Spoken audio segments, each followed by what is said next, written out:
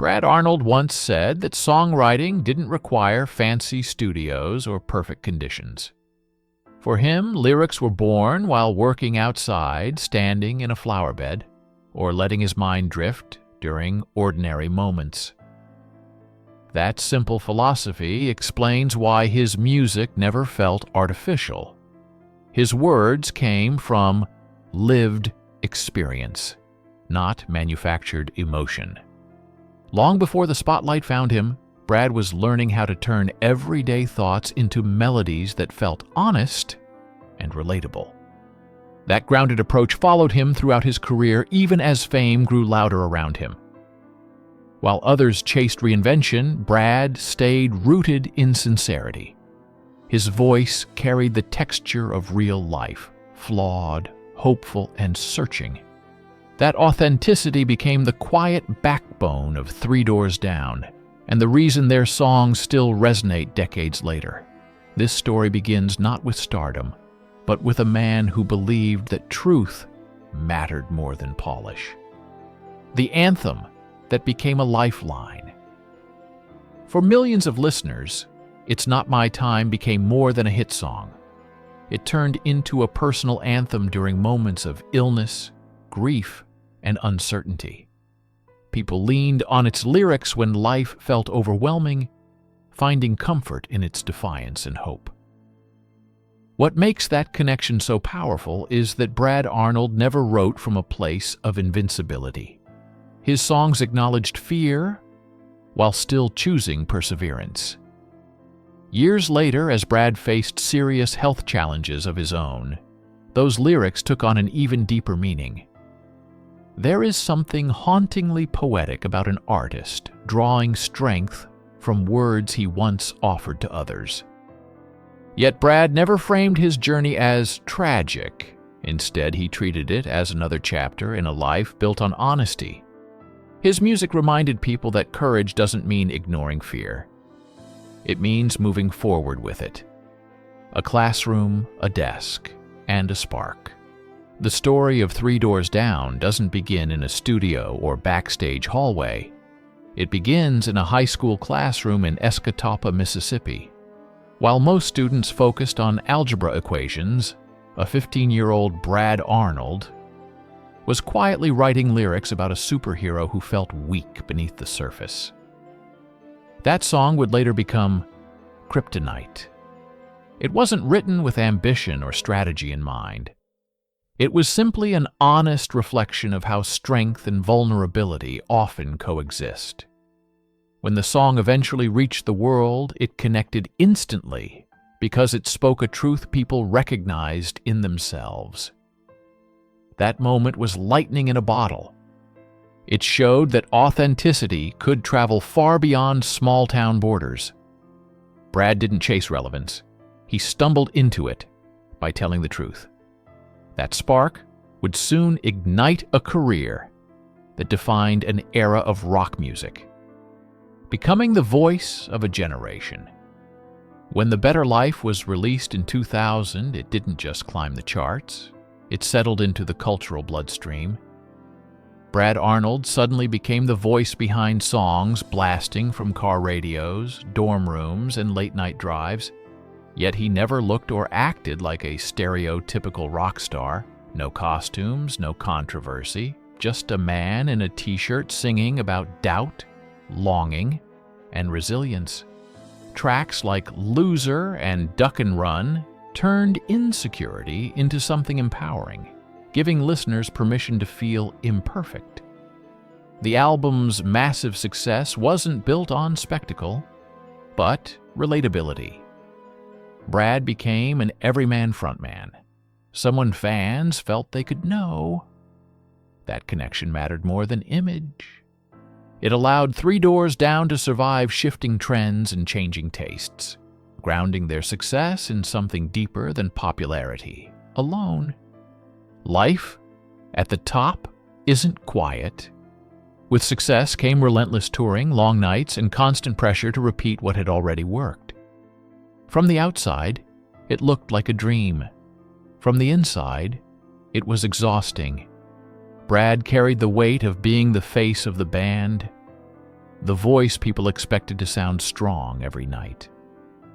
Fame arrived fast, and the transition from small-town life to global attention left little time to adjust. The applause was loud, but hotel rooms were quiet. The adrenaline faded quickly, replaced by isolation and fatigue. Like many artists, Brad learned that the higher you climb, the thinner the air becomes. The road gave him purpose, but it also demanded sacrifice. While fans saw confidence under the lights, the real work happened in moments no one witnessed, where endurance mattered more than applause. When brotherhood turns to loss. As the years passed, tragedy struck the foundation of Three Doors Down. The loss of guitarist Matt Roberts, a childhood friend and creative partner, left a permanent scar. He wasn't just a bandmate, he was family. Watching someone you built dreams with disappear is a grief that fame cannot soften. Another painful chapter followed with the downfall of bassist Todd Harrell, a reminder of how unforgiving life on the road can be. Suddenly, Brad found himself carrying memories instead of momentum. Being the one still standing is not a victory. It's a responsibility. Every performance became layered with remembrance, survival, and quiet mourning. The music didn't stop, but it changed. Joy became more reflective. Strength became more deliberate. Brad wasn't just singing for audiences anymore, he was singing for the people who could no longer stand beside him. Escaping the weight and finding clarity. Under the strain of loss and expectation, Brad faced his own internal struggles. Like many in the industry, he sought escape before recognizing the cost. What sets his story apart is not the struggle itself, but the choice that followed. Brad chose sobriety. He chose accountability. He chose clarity. That decision didn't erase pain, but it allowed him to face it honestly. He emerged steadier, more reflective, and deeply rooted in faith. On stage, he became known for drinking water instead of alcohol, openly discussing redemption and responsibility. He didn't pretend to be perfect. He chose to be present. Sobriety gave him something fame never could: peace. For a time, it felt like the storm had passed. The band toured again. Fans sang along. The shadow that once followed him seemed to lift, even if life still held unknown challenges ahead. The silence that sparked questions. In early 2025, the noise around Three Doors Down grew unusually quiet. Shows were postponed, updates slowed, fans noticed the absence. In the modern world, silence invites speculation, and rumors filled the gap. Some assumed burnout, others feared relapse. Few imagined the truth. Behind closed doors, Brad Arnold was confronting a serious health diagnosis that reframed everything. He chose privacy, not secrecy. He didn't want sympathy to define his work or fear to overshadow his music. Carrying that weight quietly required immense strength. While the public searched for answers, Brad focused on treatment, family, and faith. His silence wasn't avoidance, it was protection.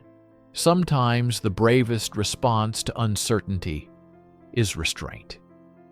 Eventually, the truth would come, but only when he was ready to share it on his own terms. Speaking without fear. When Brad Arnold finally addressed his health publicly, he did so with calm honesty. There was no spectacle, no dramatic framing. Just a man speaking directly to those who had supported him for decades. He acknowledged the seriousness of his condition without surrendering to fear. What resonated most wasn't the diagnosis itself, but his outlook. Brad spoke openly about faith, acceptance, and peace. He didn't rage against uncertainty or demand sympathy. Instead, he emphasized gratitude and trust. In that moment, the rock star faded, and the human being stepped forward. Fans didn't hear weakness, they heard courage. He reminded people that strength isn't measured by control, but by clarity. That message echoed louder than any anthem. By speaking when he was ready, Brad reclaimed his narrative and transformed concern into connection. What endures beyond the stage? Brad Arnold's story is not defined by illness, tragedy, or rumor. It is defined by authenticity, by resilience, by a refusal to let fear dictate meaning. His songs continue to live in everyday moments, long drives, quiet rooms, shared memories. They remind people they are not alone. Brad showed that strength isn't about being unbreakable, it's about standing honestly in fragility. He never asked to be remembered for struggle.